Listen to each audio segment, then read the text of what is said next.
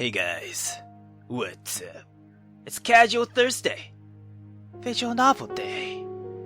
Today, I would like to play a game called Fare Thee Well, developed by WaterCress Studios. And this is one of the games that was entered in NaNoRenO Game Jam 2016. And yeah. I really love the music. It's so soothing and chilling. Yeah.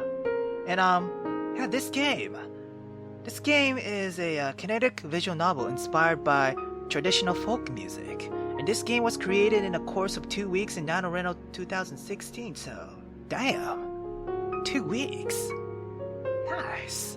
Also, I actually researched more about WaterCress Studios, and apparently they are an independent global team attempting to create a interactive experience, mostly visual novels. And wow, I actually went to their website and they got a lot of interesting games that I want to play. I mean, they created a game called Seed of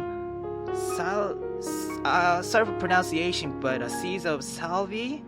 It was created for Limasoft Secret Santa 2015, like a gift thing, and apparently it was created for someone as a gift. Yeah, and I haven't played that yet, so I might check that out later. Also, apparently they're working on a game called Avidus and Palinurus, yeah. And oh my god, I really am interested in the work of Avidus just cause the artwork they had in the website. And again, if you guys want to check them out, I'll post in a link in the description below. Also, apparently one of their games is Greenlit on Steam called Palinurus. Yeah, and if you guys want to check that out too, I'll again put the link in the description below.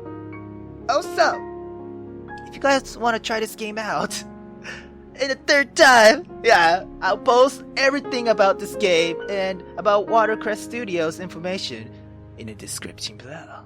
So yeah, I'm really excited about this. Let's get started. Fare Thee Well, the story of a lonely man. A wanderer, a wayfarer, a stranger. In the sleepy town he found in the snow. One winter night, December 1967. I'm alone, wayfaring stranger, traveling through this world of woe. But there's no sickness, toil, or danger in that bright land to which I go. The strong winter wind beats down all around me. I pull my coat over it even closer. I'm going there to see my father. I'm going there no more to roam. I'm only going over Jordan. I'm only going over home. Down the road I walked, covered in ice, cold snow. I have no one to meet and nowhere to go. I know dark clouds will gather around me. I know my way is rough and steep, but golden fields lie out before me, where God's redeemed shall ever sleep. I need to find somewhere better than this now. I can't feel a thing. I'm going there to see my mother. She said she'd meet me when I come. I'm only going over Jordan. I'm only going over home. Huh. Suddenly, I see light in a bleak midwinter. A small town nestled deep in the woods. Asleep, dreaming the passage of time. All except for one single brick building, its windows glowing with light, beacons for the lost. I see its bar.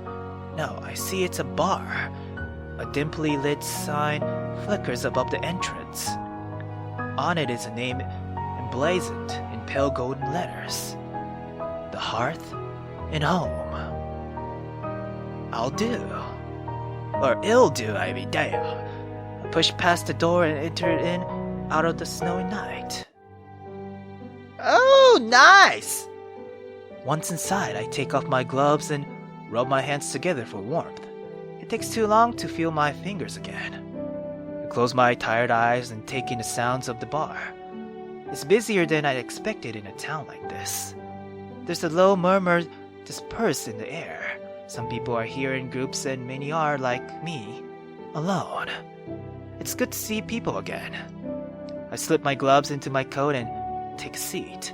A bartender spots me from behind a row of drying glasses and approaches. Evening. A beer, please. I only order it so, I can stay. The bartender fills a glass from the tap. Driving through. He places the drink in front of me. The liquid in a glass shines like oil under the pale, mellow lights of the bar. Yeah. I drink it all at once. Brings some fire back into my blood, you know what I'm saying? Yeah. Can't say I know what's, business brought you here. How do you know I'm not traveling for pleasure? Pleasure doesn't come this far north this time of year. I smirk. Maybe I got lost. Maybe you did. He takes my glass and steps away. I take a glance out the window while he's gone. The night is black and thick with snow. I should stay a while longer. It won't let up soon. Star, Maine, population, a little over 2,000. I was able to make out the sign off the highway exit before the storm got too bad. Originally, I meant to make it all the way to the other side. Hitchhiking got harder after sunset, when it got too cold to be outside. I headed off the road to the nearest place I could find. This place wasn't too bad. Reminded me of simpler times. I'll stay here for the night. Not that I have a choice.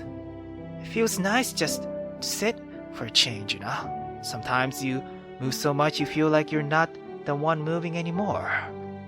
Like you're drifting, Sometimes, though, it's fine. When I can just stop and let things pass me by. After a while, I notice a change in the air. The curtains of small talk lowers into silence. The clicking of plates and glasses melts away. A small crowd begins to form in one corner of the bar. I walk over to get a look at what's going on and watch as someone gets up onto a small, unlit stage. It's a girl. In a green dress is about to sing. Oh! Hello, girl, I just noticed that, you got no legs, girl! God damn! Okay, I'm guessing the developer didn't expect anyone to use the high button, but damn! At least put the legs, man, damn! Or at least lowered, no, not lower. At least make it a little bigger and then lower it so it doesn't look like the feet is cut off. Goddamn. In fact, she looks like a block for some reason. Goddamn. Still. You know what? I'll accept it. Yeah, it's fine. I really love the background image. Yeah, it feels nice. It really feels like a live bar, Fits well. Anyway, let's forget about her, bottom half. Yeah. The girl gazed with her deep brown eyes at the expectant face all around her. A hush falls over the crowds as she leans into the microphone. Her face betrays not a single emotion but pure wonder. Like she's somewhere else, remembering better times, preparing to sing to herself in a world that stood still to hang off her every word. She began softly, her voice barely above a whisper. By you, Bonnie Banks, and by yon Bonnie Berry. Base? What? Is that an E? What? Brace? Oh, my bad. Brace. Where the sun shine bright on Loch Lomond. I know this song. Not really, but I'll go with it, yeah! Where me and my true love will never meet again. On the bonny banks of Loch Lomond. course I know this song. And goddamn, she's still falling! Anyway, the small birds they sing in the wildflower spring. And in sunshine the waters are sleeping. Where the broken-hearted can know no second spring again. Though the woeful may cease from their grieving, you'll take the high road and I'll take the low road. And I'll be in Scotland before you. But me and my true love will never meet again. On the bonny banks of Loch Lomond. After her rendition of Loch Lomond, is it Loch or Loch? Loch Lomond? I'm guessing Loch, right? Yeah. I don't know. Sorry for my pronunciation. Anyway, the girl continues to perform, singing various other folk songs. The audience continues to be mesmerized by every movement of her parted lips. The bar is eerily silent, and not a single person dare move. Her voice is magical, the most beautiful I ever heard in all my life. I've never been this absorbed in a song before. The voice of a girl in a green dress grows and grows and grows, only to fill the air with complete emotion, feeling seething with energy. Like her voice is an endless flowing spring, and to listen to it is to drink and drink and drink again. I've never felt this way before. I doubt I will again. Then, when she finally finished her set, the girl in the green dress takes a faithful step back from the microphone. Her skin beads with sweat. Her chest heaves up and down to the rhythmic beat of her exhausted heart. Her posture is tired, but proud. Her breath short, but steady. Her eyes somber, but bright, vibrant with fire. And as I watch her, in this precious little moment of silence, it seems all time stops. The sheer intensity of this moment breaks over me like a cold ocean wave. The sadness I feel at its impermanence, its immediate beginning and end, pull me under. I am washed in fascination. In that moment, the passage of time resumes. It flows unhindered, ignorant that so much change had just taken place in my inner self in that brief window of frozen time. That change in my heart has just set forth in motion a long, long story. One that will not end for a very long time. A story about meeting people and saying goodbye to people. A story about arrivals and departures. A story about time. I sit alone for a while, taking this all in. After I regain my senses, I shake myself off and return to my seat at the bar. I see someone's cleared my glass from the counter, yeah. Probably the bartender, yeah. The bartender spot me out of the corner of his eyes and come on over. Another? I might be staying here longer than I thought. Just one more, please. The man fulfills my request, pouring another glassful of the amber drink and placing it down before me. He takes a look around the bar as he wipes some washed plates. Excuse me, as he wipes some washed plates, yeah. The sink isn't too far from my seat, and he can't talk to me while he works. Busy night tonight. Busier than usual? Much. So even this counts as much busier than usual. This must be an even smaller town than I thought. The girl helps, eh? The bartender nods knowingly. Oh, the girl helps, yeah. Is she a real singer?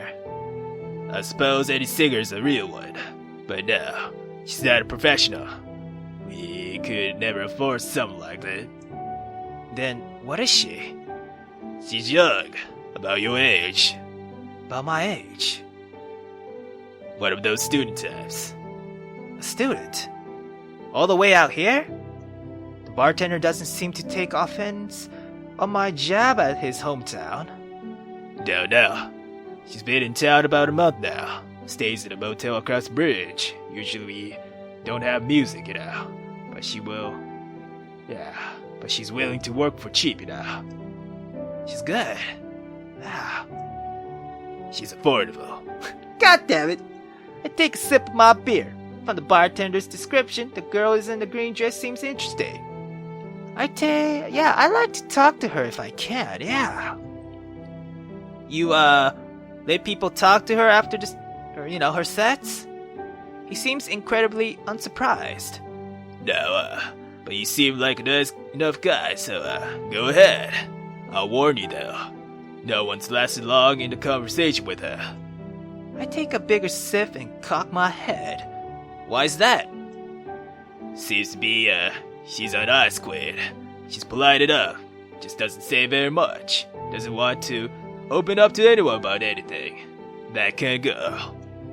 What, a bar singer who's too shy to talk to people? Is that it? In a flash. Of all the thoughts that crossed my mind while she was on stage, I didn't once imagine her to be shy. It must take a lot of courage to get up there and sing. So she's brave on the outside, but what's on the inside? What makes her shy? There must be something hidden in all this. I'm far too interested to back out now. Damn! Let's do this, yeah! I finish off my drink to the last drop. Hey, I think I'll take my chances. Yeah. You tread a dangerous path, bruh. Then he nodded at something behind me. There she is now. Go ahead, before she leaves. Take out some money and tuck it under my glass as payment and stand up from my seat. Your sacrifice will be remembered throughout all Northern Maine. Sacrifice? What? Okay, out of the darkness in the crowd, yeah, forget the bartender. Yeah, I spot the girl in the green dress making her way towards the door. She's tugging the side of her coat tight around her like she's trying to make herself look as small as she can. I wave her over before she can leave. She sees me and stares at me blankly while I approach her. She seems surprised. That's her. That's the girl. She looked way too surprised. Damn! God, she's beautiful. Can't take my eyes off of her. She's absolutely breathtaking. But she's not saying a word. You're not going to, want to leave for a while. There's a big snowstorm raging outside, so yeah.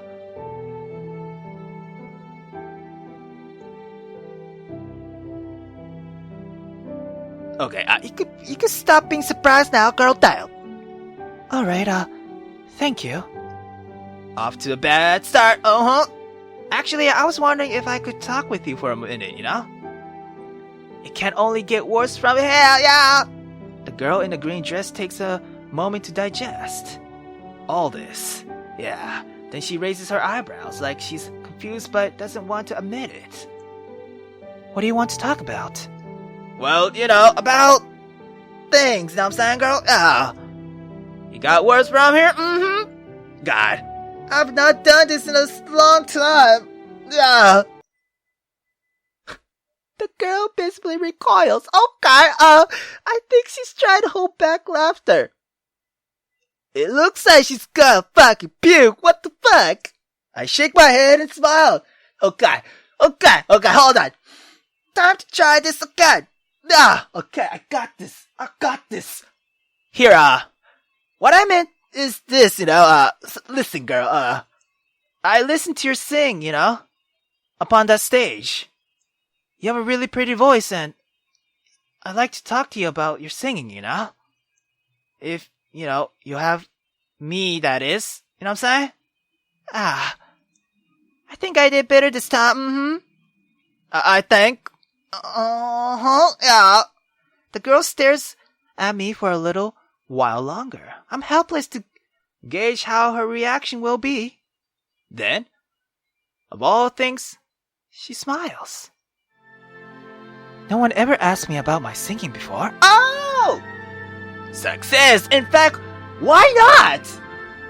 Isn't that the main subject you want to talk about? Oh my god, so basically you were dealing with the guy who was trying to go after your fucking pants. Son of a... Goddamn. Guys these days, seriously. Anyway. Hey, I'm honored to break tradition, Yeah.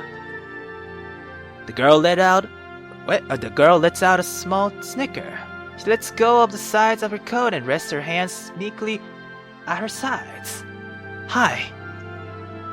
I'm Emmeline. Emmeline? I'm Emmeline. Hold on! Emmeline! My bad.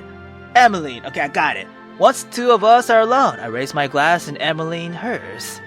They sound together with a definite click. Hey, cheers! Cheers. Emmeline eagerly raises her glass to her lips and sips away. You have expensive taste in alcohol, girl. She shrugs. Just for tonight. Smart girl, smart. Silently, we drink to our healths. Afterwards, follow brief introductions. I learn Emmeline is 22 and I tell her I'm 25. You look much younger than 25. I get that a lot, girl, damn. We start to get to know each other a little better. Me? A professional singer? No? Not even close. Well, I'm sorry to have assumed, girl, yeah. No, singing's just a passion of mine. I've liked it since I was a kid and I do it when I can for money, you know? It's nothing serious. If it's a passion of yours, then it's nothing serious, girl. It's not what I went to school for. Is what I mean, you know? What did you go to school for then? I was studying to become a nurse. I wasn't interested in it or anything, but it was safe. There's still lots of people out there who don't like to see education or educated women. This seems personal. I hope I'm not prying, yeah. And, you've graduated. No. Oh, I'm sorry, what happened? Well, I'm not sure you want to get into it. I don't know what your politics are. Girl, I don't really involve myself into that shit, you know? I don't keep myself too current, you know? I don't have any strong opinions, and, if that's what you're worried about, I'm listening, you know? Anything you can think up to say, you can say. I'll listen. I'm all ears, girl. Tell me what you want to say.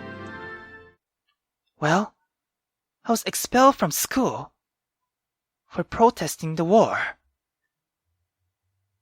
What? You got expelled just for protesting the... Wait. 1962, right? Oh, that kind of... Wait, during that time, did they expel students? I think they did, right? Damn! Expelled from school for taking part in peaceful protest? Protest, I mean? That can't be allowed. Actually, I remember in the news that... Not in the news, in one of the history class that shit really happened, right? Depending on the school? Anyway. It wasn't too peaceful in the end. That explains it, yeah. It does. We stopped to sip our drinks. I'm all over in my mind what to say next. Well, I'm sorry to have pride, girl. Emmeline's face softens. Really, it's fine. It's nice to get to talk about it with someone. I take it there aren't too many new opportunities to talk to people here in, Cedar, eh? Not here. No. Can I ask, how you end up here in this place, girl? You could, but it's not a fun story. You can imagine my parents weren't very big fan of my expulsion. I figured, yeah. Whoa, music, what the shit, what the shit? They were livid, engorged with rage. You'd think they were going to eat me. They were so angry, like they were going to lock me up in a cellar and bury the key. What? While she's talking, her voice becomes strained. Obviously, this is reopening old wounds for her, damn. I feel bad for bringing it up now, and the music, damn! They started pressuring me to find a husband. show me up to any rich young man or family friends who came by, trying to convince me to give myself to and marry a couple strangers. Made me feel like I was a hunk of meat being peddled in some marketplace. To them, my failure had branded me a commodity, had become a damaged good, something to be sold off, my value to be measured in nothing but the children I would bear. I couldn't take it. Absolutely, I couldn't live like that. So, You took off, girl. You could tell. You seemed the type, yeah. Damn! Sudden music. Okay. Okay, this makes Emmeline loosen up again, but only a little. That's good, I have to try and help her feel better, and I hope I didn't spoil her night, and, hope... Yeah! I'll go ahead and take that as a compliment. Good, it was meant as one, Yeah.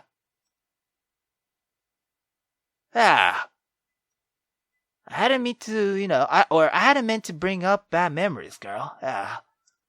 Like I said, it's fine. It's nice to finally be able to talk to someone about it. It's all been bottled up so long. I know how you feel, girl. Yeah, I know how you feel. You can keep going if you like. I'm all ears. Like I said, I'm all ears. Well, the rest is a lot of the same. I pack up some clothes and some books and snack out in the middle of the night.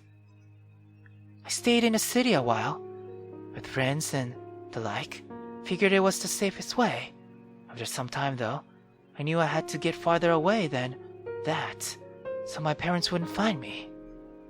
So I ran, wandered from place to place, took cabs and buses when I could, walked when I couldn't, hitchhiked when I was absolutely needed to.